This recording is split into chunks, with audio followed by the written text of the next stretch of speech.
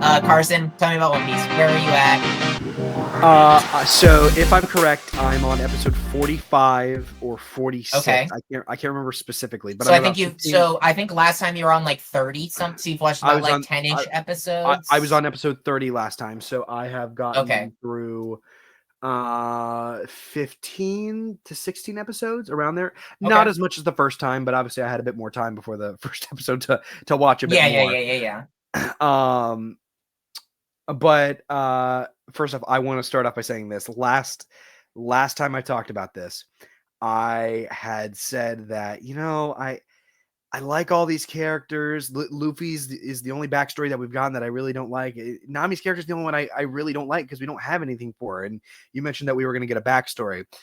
And holy fucking shit. Nami is the best character in this whole show. Nami has the most heart, has the greatest character arc of all of them, and I was not expecting that. I mean, I thought Nami was the biggest jerk when we started her origin story. I'm like, "You took Yeah. the treasure because you're with other pirates?" My first thought was, "You're a main character of the show. How are you going to get roped back into this? Nobody's going to forgive you for that. You took the going Mary and the treasure and said, 'Bye, y'all. Peace out.'" And when it's revealed that she has been for 8 years slowly earning enough money, stealing from pirates and stealing from various people so that she can raise enough money to save her town and her people, it makes a lot more sense. And that's the moment I Oh went, yeah. okay, that's genius writing. Um, th- I, So I, before you continue, so I know what questions I can and cannot ask. sure. Are you done with Arlong Park? Like, what? Yes. Again, I don't remember the episodes in succession. What is the last thing you saw, so I know what I can ask about and what I can't? The last thing that it was literally the end of Nami's origin. It was her basically getting her map, having the last vision slash interaction with Bellamere before she's Hmm. pushed out of the house and gets on the Going Merry and goes with the crew. Okay, Um, so you've officially like ended Arlong Park. You've seen how it yes, ends with I yes Arlong himself and things. Okay. yes. Which I actually want to comment on that. Arlong is the best villain we've had to this date so far. And and He and is I'll just go ahead and say, One Piece fans like, even to, and this isn't to detract from the like gravity of the villains to come, because there are some insane villains to come. People still hold Arlong as one of the best villains in One Piece because yeah. he is. And even Oda himself has said, and now granted, I didn't hear it come out of Oda's mouth himself, so this could just be fans saying it. From what I've heard, Oda even said himself that he kind of regrets putting Arlong so early in the show because he is such a good villain, and he's like, I should have saved him for later. But yeah, no, Arlong is a phenomenal villain. The thing with that separates him from every villain that I've had so far is that he does feel like a pirate. He Yeah, is out for himself, doesn't really even care about his crew. He only cares about himself. He lies, he cheats at every corner. Like that's exactly what a pirate is. And then on top of that, they give him one of the coolest character designs and coolest yeah. abilities with literally being a fish person. Uh he was so cool and he was so well written. Um yeah, I loved everything they did with Arlong, and that definitely helped Nami's origin story a lot, was having the connection with the villain. Not that Usopp's villain wasn't intimidating, and I enjoyed that, but and not that Sanji's villain didn't really necessarily wasn't bad either. This one had the one thing that those two didn't, which is it really felt personal to the Yeah, like the actual other person villains in were that kind of just moment. a villain in a week type thing. Like they just came in to kick some butt. Like maybe they Right. threatened the people they love, but there wasn't that deep personal connection in the sense of Arlong kills the only parent that Nami has ever known, Yes. and Yeah. takes over her entire town of people that she loves. And you're so right, where it's like the shift that you see in Nami throughout this arc, and this is, and I'm gonna cry just thinking about this because this scene got me in. I've cried so much watching One Piece, but and you already know the scene. I can see you laughing. You know the scene I'm gonna talk about. I know. But there's two. So you have, and this is something that's reflected in very important moments in One Piece.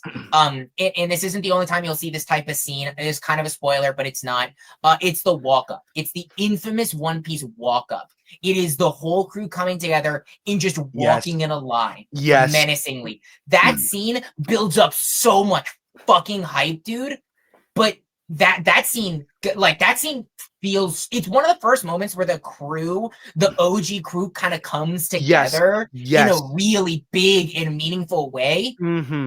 But I think it was right before this, and kind of what built to this was this scene with Nami and Luffy. And I'm gonna cry just thinking about it again, because Nami is hit the lowest point in her entire life. Yeah. She just got cheated. She just got lied to. And then this boy, this child, he is 17 years old, by the way, in this part of the story. I think Nami is like 18, 19. So there are children. This child that she just met comes up to her as she is mutilating herself. She is stabbing her. She is so disgusted with what she did that she is ripping this tattoo off of her. And this person who she's barely ever met before comes up, and you don't understand it fully, the meaning of the straw hat that means to Luffy. The fact that he gives the straw hat to Nami honestly gains more and more importance as you get on in the show. And that's one of the reasons why it makes me so emotional right now, just thinking about how much these characters have like grown and how much growth was seen just in that one scene where Luffy gives his most sacred and arguably only personal possession other than his friends that means anything to him, to her, to show his commitment to go kick Arlong's ass in an epic fight, by the way. I'll let you, because I want to hear your thoughts on the fight between Arlong, in the thought process as he fights Arlong. Like, tell me about what you were thinking watching that. Well, it is an S tier fight. I agree with that, and they do obviously give a little bit of importance. They may not say fully what it is, but they do give you the impression and understanding that this hat does mean a lot to Luffy. So even though I don't fully know what that means, I do know that in some sense that does mean something. Whether it is later on, I will find out or whatnot. So I thought that was great. No, and I was going to comment on that walk up because that is absolutely true. That was a moment in which I went, nope, I'm hooked. That is the in Arlong Park is the arc where a lot of people have that thought. Me watching that happen was the first time I went, okay, they're a crew. This isn't just this person's the leader. We're following their story, and these people are here. Like, these people all have a connection to each other, and just for them all to say, I don't care what happens, we're gonna kill this motherfucker. Like, and then them turning and going, and it was beautiful. In terms of the fight, I think the best thing I loved about this fight that separates it from every other episode is that every character had a chance to shine in some way, and they felt like a crew. It's not like it was Luffy kicking the crap out of Arlong. Luffy for 2 episodes was literally in the water drowning. So like, he was out for a bit, and then Zoro comes in and he's using his 3-sword method to take out the 6-sword method guy. And then Sanji comes in to take out another guy. Oh my God, dude. I do want to comment just about Usopp is probably the funniest character in the whole show. I laugh so hard because he's running away, and the next, like, you see him running away, he's actually doing great. He's avoiding everything. And then in the next scene, you see, oh, that was easy. I just sprayed a little water on him and he fell over. I'm like, what? I'm like, when did this happen? I'm like, come on, man. Oh God. And then at the end, when they're all celebrating after Arlong's death, Usopp standing atop the bell tower. I'm Captain Usopp. I defeated every single one of them. This is great. I'm Dude, important. Usopp is one of the funniest characters, just like, just not even just in One Piece, like in media to a degree. Like if you get his type Oh of humor God. and what his character represents, it's so funny, dude. I think it's just funny because it's something I would totally do in like a victory because I would do jack squat the entire time, but then I would take all the credit. Yeah, this is great. All Everyone's right. had that moment, like whether you think you have or not. Like everyone's had that moment where you can self project onto Usopp and be like, "Man, he's a piece of shit." Well, I've done that before, actually. Like Right. everyone's done it. And then obviously Sanji going down helping get Luffy back up above the water because Luffy's their most valued player in the field, really the only one who can take out Arlong. The others can just delay the inevitable. Which I'm really happy they did that because at the end of the day, Luffy is the most overpowered character, and the question you have to ask yourselves every single time you watch an episode of One Piece is, how are we going to be able to balance this out so that the bad guys do have like some sort of stake, or that there is stakes at all? Because Luffy could take out Mhm. everything in anybody's path, and the others wouldn't have to do anything. Yeah, That's why I felt like this battle was so important, is because there was stakes. Luffy's out of commission; he's not even in the fight, and so the others have to be able to survive and protect this town in this place without Luffy. yeah. And it added that emotional weight and gravity towards everything. Um, the only thing I wish about this fight is I get because it's emotional. She probably can't really even get involved.